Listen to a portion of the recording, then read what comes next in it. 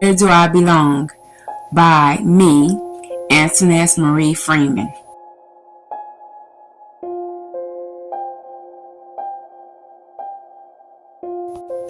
Chapter 1. What? Jade is lying on a folding mattress without a pillow, covered with a thin gray blanket. The bedroom has gray cement floors and brick walls. She is Caucasian and 25 years old, with straight black hair and gray eyes. Oh God, my cell phone is ringing. 8 a.m. on a Saturday? Eyes are half open as she sits in bed and scans her cell phone. Accepting the call made me happy. The chief is on the line. What does he need? A 56-year-old black man with a bald head, brown eyes, a mustache, and a beard that is both white and black. Yes, what is it? Come to my office. It is vital. His voice is stern, and he refrains from playing with her. Jay's eyes and mouth are wide. She puts her hand on her cheek, looking shocked and dumbfounded, lowering her gaze. Yes, sir. But I must shower after this call with you. I do not rise early on Saturday mornings to shower and wear clothing. I sleep longer in my pajamas. With furrowed brows and shifting his eyes, he is confused and uninterested in how she begins her day. Okay, whatever, but hurry. 1 hour later, she dashes out the front door of the gray brick house and bolts out of the forest, grass field, and alleyway to the police station. My hand quivers, clasping the handle on the right door, hoping it differs from last time. A tear falls from Jay's left eye to the concrete in front of her right black boot. I have no desire to walk into this building. Sensing their eyes on me as if I would do something crazy, strolling in this station, I close my eyes and reopen them. I'm thinking back to how these police officers did not give a damn about me when 3 intruders broke into my house and killed my parents right before my eyes. Using the back of her hands, Jay wipes the tears that roll down her cheeks. Okay, you're standing in front of the chief's door. She clenches her right hand and knocks. Do not startle yourself. I saw you walking up. He steps to the right, extends his left arm, and gestures for Jay to enter his office. Have a seat. He closes the door. Jay trudges slowly with heavy steps inside his office, dragging her feet on the floor, having no desire to be there, and yawns. Covering her mouth with her hand, she sits in a black cushioned chair in front of his brown desk on the right and sits halfway, placing her right elbow on the armrest as she rests her chin on her right palm, waiting for him to sit across from her on the left. A computer, keyboard, and mouse are in the middle of the desk. On the right side below the desk, there's a skinny drawer. Documents from different cases are on the right side of the keyboard and computer, which requires investigating or putting away after solving a case. Below the skinny drawer are 3 drawers. Why am I here? I have nothing else you have taken from me. Shut the hell up. Wow. Jade's eyes are vast and her mouth hangs open. A 25-year-old black man with brown eyes has a buzz cut, a faded mustache, and a black beard. Sorry for storming to your office. Is everything okay?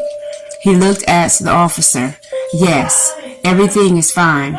Do you know Jade? He gazes at her. Yes. He shifts his attention to the chief. My apologies. Jade can be fragile. That's okay. Thanks for checking. You are welcome.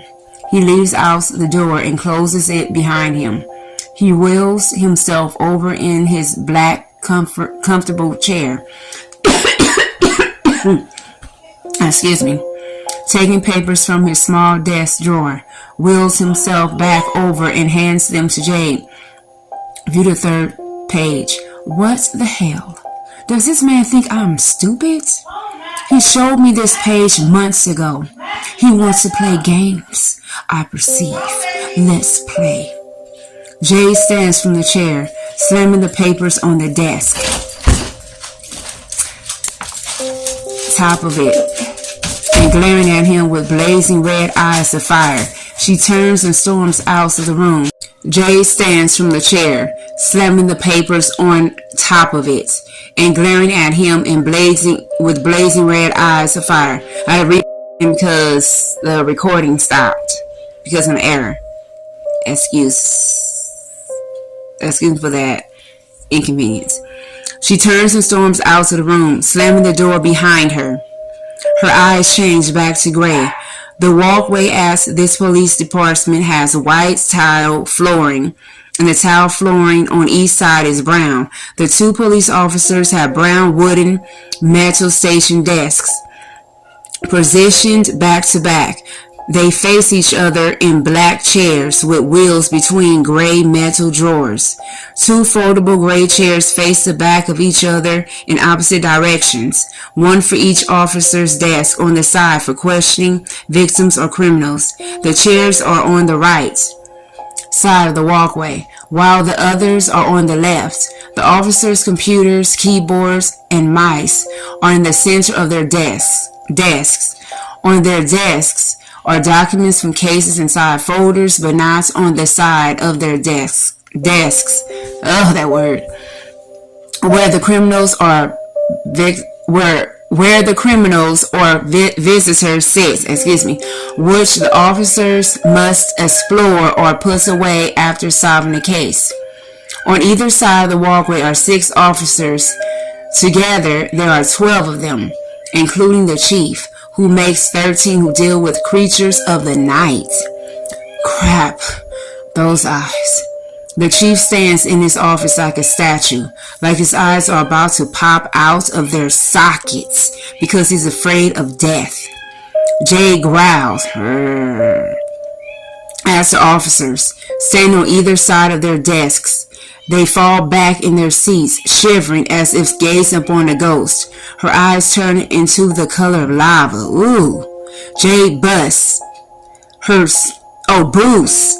speed as she expresses her extreme power within, like a volcano preparing to erupt. From their presence down the hallway, she shoves the doors open at the entrance with her hands. Her eyes are back to normal. The chief hurries out of his office, gripping the door handle with his left hand. He slams the door. He rushes down the hallway with a sheet of paper in his right hand. He rams his right shoulder into the entrance to the left door, bolting after Jade down the street like a bullet train. Stop! He hunches over, takes a breath, and rests his left hand on his left knee while holding the paper with his other hand. Jade seizes him, wrapping her clawed right hand around his neck, dragging him to a nearby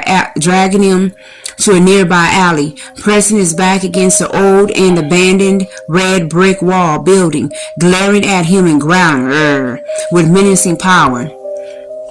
Please do not kill me, or listen to me. Jade scowls at him, her eyes piercing cherry red, her fangs extend from her gaping mouth, growling as her whole body sweats and trembles in horror. As his whole body sweats and trembles in horror, she releases him, and he falls to his knees. I will not hurt you.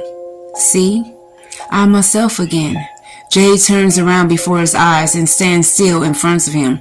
Before her, he stands tall with a sense of relief and calmness.